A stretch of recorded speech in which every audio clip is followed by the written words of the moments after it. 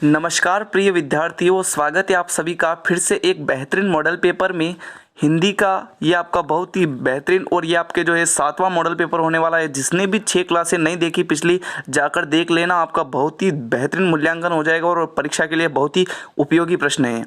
तो चलिए शुरुआत करते हैं। आपका पहला प्रश्न है, प्रत्यक्ष विधि में जिन आधारभूत कौशलों को सीखने का पर्याप्त अवसर मिलता है वे हैं सुनना और बोलना, सुनना और लिखना, पढ़ना और लिखना, बोलना और लिखना। बताइए क्या हो जाएगा आपका राइट आंसर।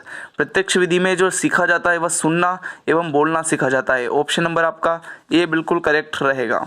नेक्स्ट क्वेश्चन आपका, निम्नलिखित में से कौन सा शब्द द्वंद्व समास का उदाहरण नहीं है? द्वंद्व समास का बताइए। पाप, पुण्य, यथाशक्ति, राजा, प्रजा, जीवन और मरण। बताइए द्वंद्व समास, इसमें आपके दोनों पद क्या होते हैं?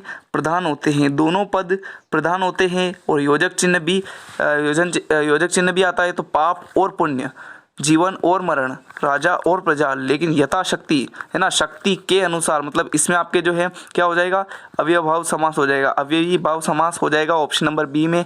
तो ये बी जो है वह आपके द्वंद्व समास का उदाहरण नहीं था। बी बताने वाले सभी राइट है। नेक्स्ट क्वेश्चन आपका क्वेश्चन नंबर 3, बताइए राजस्थानी साहित्य का प्रथम रास भरतेश्वर बाहुबली रास निम्न में से किसके द्वारा रचित है? बताइए भरतेश्वर बाहुबली रास ये किसके द्वारा रचित है? वज्रसेन सूरी, शालिंद्र भद्र सूरी, विजयसेन सूरी या जिनदत्त सूरी? बताइए, वेरी इंपॉर्टेंट क्वेश्चन है। क्या हो जाएगा आपका right answer? Option number B हो जाएगा, शालिंद्र भद्र सूरी। ऑप्शन नंबर बी बताने वाले सभी स्टूडेंट करेक्ट है। जो भी स्टूडेंट रीट पात्रता परीक्षा की तैयारी कर रहा है वह यहाँ से जुड़ जाइए। बहुत ही बेहतरीन मॉडल पेपर चल रहे हैं आपके सभी क्लासों के, है ना। तो जुड़ जाइए यहाँ से, मज़ा आ जाएगा आपको परीक्षा में। बहुत सारे क्वेश्चन मिलेंगे यहाँ से। नेक्स्ट क्वेश्चन आपका क्वेश्चन नंबर 4, महोत्सव में संधि बतानी है ना। किस प्रकार से महोत्सव टूटेगा? आ धन उ बराबर ओ, अ धन उ बराबर ओ औ, या फिर अ धन उ बराबर औ, या फिर आ धन उ बराबर ओ। बताइए क्या होगा आपका राइट आंसर। तो महोत्सव को यदि हम तोड़ते हैं तो क्या? महाधन उत्सव, महाधन उत्सव ऐसे टूटेगा। तो इसमें आपके आ की मात्रा आ रही है और इसमें आपके उ, तो आ धन उ बराबर क्या बन जाएगा? ओ। तो बताइए ऐसा किस में है? ऐसा किस में दिख रहा है आपको? ऑप्शन नंबर ए में दिख रहा है ना। ए ऑप्शन आप सभी का बिल्कुल करेक्ट रहेगा। और कौन सी संधि हो जाएगी? बताइए, दीर्घ संधि हो जाएगी। कौन सी संधि हो जाएगी? दीर्घ संधि हो जाएगी। ऑप्शन नंबर आपका ए बिल्कुल करेक्ट रहेगा। नेक्स्ट क्वेश्चन आपका क्वेश्चन नंबर 5, निम्न में से कौन सा वाक्य मिश्र वाक्य नहीं है? मिश्र वाक्य नहीं है पूछा है। नेगेटिव क्वेश्चन बहुत आने वाला है, नहीं का आपको ध्यान में रखना है। यह वह व्यक्ति है जो अपना मोबाइल ले गया था। यह वह व्यक्ति है जो अपना मोबाइल ले गया था, यह तो आप वैसे ही मिश्र वाक्य है, पता लग गया आपको। बाकी जो 3 ऑप्शन है वो भी देख लेते हैं। चलिए बाकी के 3 ऑप्शन क्या है? राजस्थान में धौलपुर जिले में भाद्रपद शुक्ल छठ को मचकुंड का मेला भरता है। प्रणब मुखर्जी वही व्यक्ति है जो कभी देश के वित्त मंत्री हुआ करते थे। वही व्यक्ति है जो कभी देश के वित्त मंत्री हुआ करते थे। आश्रित वाक्य है, मतलब ये भी आपके कौन सा मिश्र वाक्य है? सरकार ने कहा कि पानी बरसते ही बिजली की कटौती बंद हो जाएगी, ये भी इस पर आश्रित वाक्य है। मतलब बी जो है आपका एक सरल वाक्य है। तो बी बताने वाले सभी स्टूडेंट करेक्ट है। भारत में धौलपुर जिले में भाद्रपद शुक्ल षष्ठ को मचकुंड का मेला भरता है धौलपुर में, और ये प्रश्न भी एक प्रकार से बहुत महत्वपूर्ण है। तो बी आपका बिल्कुल सही हो जाएगा। चलिए आगे बढ़ते हैं। बताइए क्वेश्चन नंबर 6 का राइट आंसर बताइए। दुर्गादास राठौड़ व पन्नाधाय की स्वामी भक्ति इसके कण कण में व्याप्त है। रेखांकित पद में कौन सा समास है? कण कण, देखो पूरे यूट्यूब पर हम एकमात्र मॉडल पेपर लगा रहे हैं कंटिन्यू हर सब्जेक्ट के। कहीं पे जाके देख लो आप, इंपॉर्टेंट क्वेश्चन हम आपके करवा रहे हैं, सभी को जुड़ जाना है यहाँ पे। कण कण, देखो कण कण में कौन सा समास है बताना है। अव्ययभाव समास, द्वंद्व समास, तत्पुरुष समास या कर्मधारय समास? बताइए दोस्तों क्या हो जाएगा राइट आंसर? बिल्कुल कण कण में हो जाएगा आपके अव्ययभाव समास। ऑप्शन नंबर आपका ए बिल्कुल करेक्ट रहेगा। जहाँ पर आवृत्ति हो वहाँ पे भी आपके क्या अव्ययभाव समास होगा।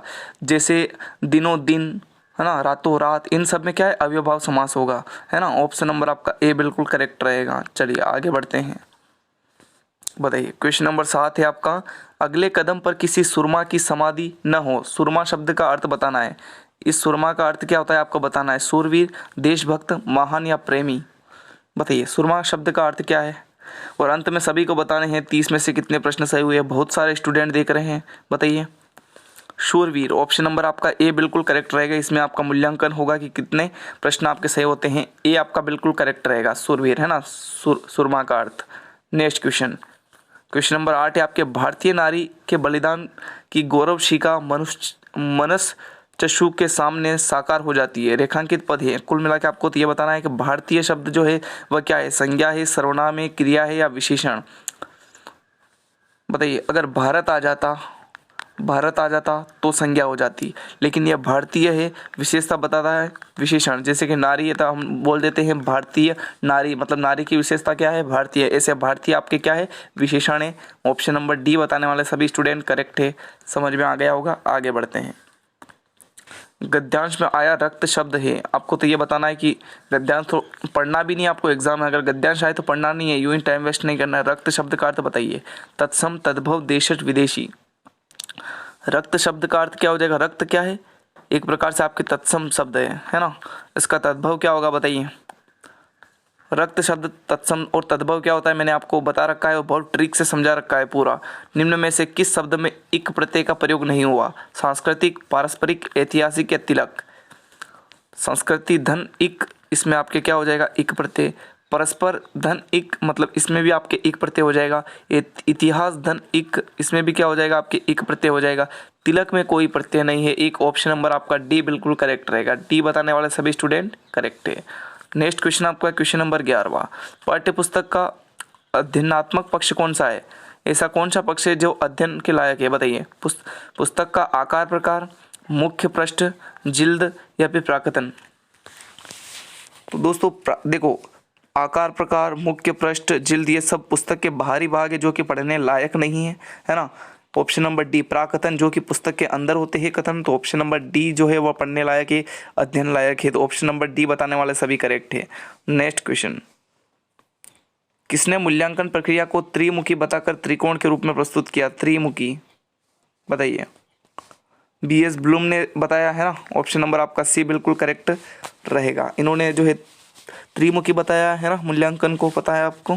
नेक्स्ट क्वेश्चन, भाषाई कौशल का लिखित अभिव्यक्ति रूप है सुनना, पढ़ना, उच्चरित या लिखना। तो लिखित अभिव्यक्ति रूप क्या है, लिखना। ऑप्शन नंबर डी आपका बिल्कुल करेक्ट रहेगा। चलिए नेक्स्ट क्वेश्चन बताइए। चलिए क्वेश्चन नंबर 14 आप सभी का है। पाहुणा शब्द का पर्यायवाची बताना है। कृषक, जम्बुक, आगंतुक या आदित्य। बताइए पाहुणा शब्द का पर्यायवाची क्या हो जाएगा। तो मेहमान को कहते हैं पाहुणा और उनको ही आगंतुक भी कहा जाता है ना। ऑप्शन नंबर आप सभी का सी बिल्कुल करेक्ट रहेगा मित्रों। सी बताने वाले सभी स्टूडेंट करेक्ट हैं। चलिए नेक्स्ट क्वेश्चन, निम्न में से मुहावरा है। मुहावरा बताना है। कंगाली में आटा गीला, बहती गंगा में हाथ धोना, यथा राजा तथा प्रजा, मुंह में राम बगल में छुरी। बताइए इनमें से मुहावरा कौन सा है। तो ये तीनों आपके लोकोक्ता के अंतर्गत है, लेकिन बहती गंगा में हाथ धोना मतलब ऑप्शन नंबर आपका बी बिल्कुल करेक्ट रहेगा, जो कि मुहावरा है। नेक्स्ट क्वेश्चन बताइए क्वेश्चन नंबर 16, इस प्रकार पेशा परिवर्तन की अनुमति न देकर जाति प्रथा भारत में बेरोजगारी का एक प्रमुख व प्रत्यक्ष कारण बनी हुई है। यह वाक्य किस प्रकार का काल है। अपूर्ण वर्तमान काल, अपूर्ण भूतकाल, पूर्ण वर्तमान काल या आसन्न भूतकाल। जो अभी अभी घटना बीत गई है ना, जो अभी बीती है तो वह कहलाएगी आसन्न भूतकाल। ऑप्शन नंबर डी बताने वाले सभी स्टूडेंट करेक्ट है। नेक्स्ट क्वेश्चन, भाषा कौशल की संख्या कितनी है। भाषा कौशल की संख्या बतानी है आपको, तो वह 4 है। कितनी है, 4 है। सुनना, बोलना, लिखना और पढ़ना। ऑप्शन नंबर आपका बी बिल्कुल करेक्ट रहेगा। भाषा कौशल 4 प्रकार के। नेक्स्ट क्वेश्चन, क्वेश्चन नंबर 4 आपके एक तरह से कौन सा है, क्वेश्चन नंबर 18वां। कीमत का बहुवचन क्या होगा बताइए। कीमत का बहुवचन क्या होगा। कीमती, कीमतों, कीमतों या फिर कीमत। बताइए क्या हो जाएगा आपका राइट आंसर। तो ये हो जाएगा कीमतों। ऑप्शन नंबर बी आपका बिल्कुल करेक्ट रहेगा, है ना। हम कहते हैं ना कि दालों की कीमतों में भारी उछाल देखी गई, है ना। तो कीमतों, कीमती नहीं होता है ना। नेक्स्ट क्वेश्चन, क्वेश्चन नंबर 19, परमुखापेक्षता का अर्थ क्या होता है। दूसरों पर आशा रखना, परायामुख अच्छा लगना या फिर ईश्वर का मुख या परायामुख की अपेक्षा करना। बताइए परामुखापेक्षता, इसका अर्थ होता है दूसरों से आशा रखना। ऑप्शन नंबर ए बताने वाले सभी स्टूडेंट करेक्ट हैं, है ना। सारे को कमेंट करना है कि भाई इतने प्रश्न सही हुए हैं, ताकि मूल्यांकन तो हो, पता लग सके कितने प्रश्न सही होते हैं। कौन शब्द स्त्रीलिंग नहीं है, मैं आपको रिप्लाई भी दूंगा, आपको सबको कमेंट करना है ना। कौन शब्द स्त्रीलिंग नहीं है आपको बताना है। सेवा, भाषा, प्रयोग, हिंदी। तो देखो, सेवा की जाती है मतलब आपके स्त्रीलिंग है, भाषा सीखी जाती है मतलब आपके स्त्रीलिंग है, प्रयोग किया जाता है ना, तो क्या है, पुल्लिंग है। क्या है, पुल्लिंग है। हिंदी क्या है, सीखी जाती है, मतलब आपका right answer option number C हो जाएगा, जो कि पुल्लिंग है। सी बताने वाले सभी स्टूडेंट करेक्ट है।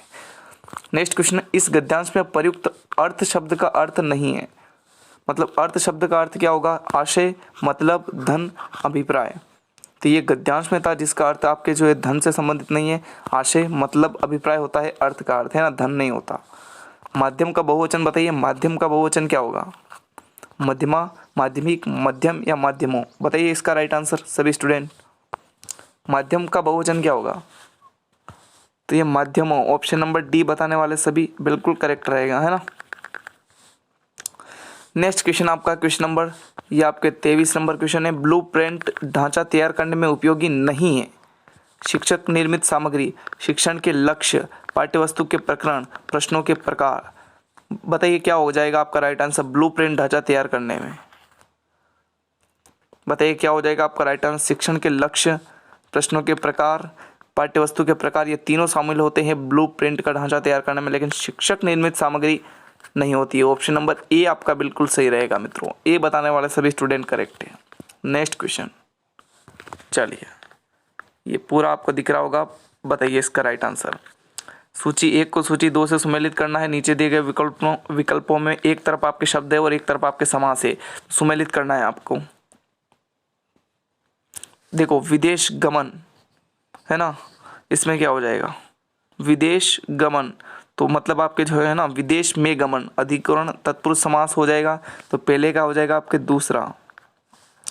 गिरिधर है ना, गिरी को धारण करने वाले कौन है, श्री कृष्ण, इसमें हो जाएगा आपके बहुव्रीहि समास। कौन सा, बहुव्रीहि समास। देश विदेश मतलब देश और विदेश, इसमें हो जाएगा आपके द्वंद्व समास। कौन सा, द्वंद्व समास हो जाएगा। यथाशीघ्र, इसमें आपके कौन से हो जाएगा, यथाशीघ्र मतलब अव्ययभाव समास हो जाएगा।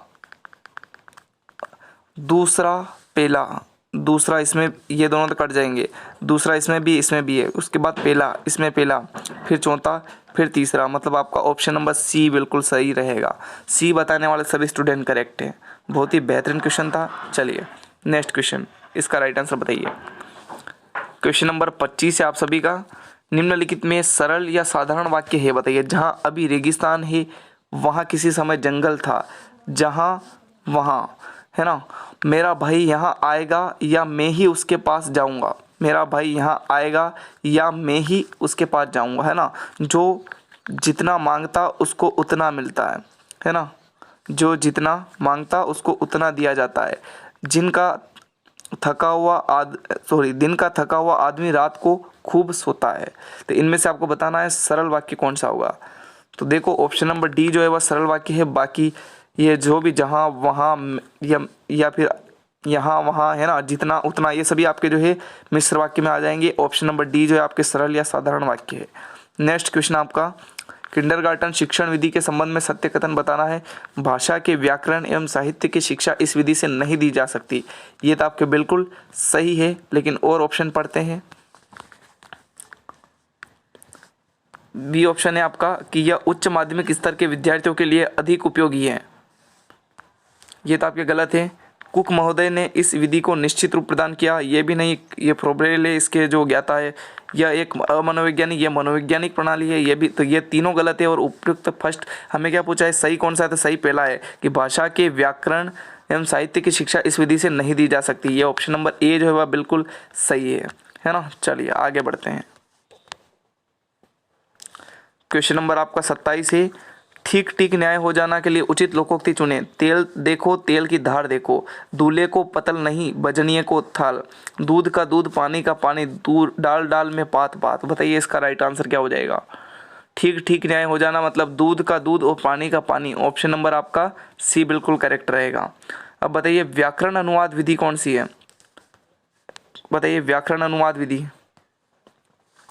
प्रथम भाषा का व्याकरण पहले पढ़ाया जाता है, दोनों भाषाओं का व्याकरण व्यतिरेक दृष्टि से पढ़ाया जाता है, द्वितीय भाषा का व्याकरण पहले पढ़ाया जाता है। ऑप्शन नंबर सी इसका बिल्कुल करेक्ट रहेगा। व्याकरण अनुवाद विधि में द्वितीय भाषा का जो व्याकरण है वह पहले पढ़ाया जाता है। व्याकरण अनुवाद विधि को अन्य किस विधि से जाना जाता है ये आपको बताना है, बताइए। ये आपके लिए एक और प्रश्न है, किस विधि से जाना जाता है व्याकरण अनुवाद विधि को। और ये क्वेश्चन नंबर आपका 29, निम्नलिखित में से कौन सी बोलने की योग्यता है? शुद्ध वर्तनी, सुलेख, सूत्रलेख या आशु भाषण। तो भाषण से पता चल रहा है बोलने से संबंधित है। ऑप्शन नंबर आपका डी बिल्कुल इसमें सही रहेगा। नेक्स्ट क्वेश्चन आपका है, बताइए। भाषा शिक्षण हेतु शिक्षण साधनों में सर्वाधिक सहायता, सरल, सहज व आसानी से उपलब्ध व प्रयुक्त होने वाला सहायक साधन कौन सा है? भाषा शिक्षण में तो वह श्याम पढ़ जो है वह आसानी से मिल जाता है। ऑप्शन नंबर आपका सी बिल्कुल करेक्ट रहेगा। और ये जो है दृश्य सामग्री है ना, तो ऑप्शन नंबर सी आपका बिल्कुल करेक्ट रहेगा। ये 30 प्रश्न में से आपके कितने प्रश्न हुए आपको बताना है। और आपके पर्यावरण के अध्ययन की जो क्लास है वो आप कह रहे थे तो वो भी आपके हो गई है, सभी जाकर देख लेना। और मिलते हैं नेक्स्ट क्लास में। अगर सेशन पसंद आया तो सेशन को लाइक कर देना और मॉडल पेपर के लिए आप चैनल को सब्सक्राइब रखें ताकि आपके नोटिफिकेशन मिलते रहे। धन्यवाद।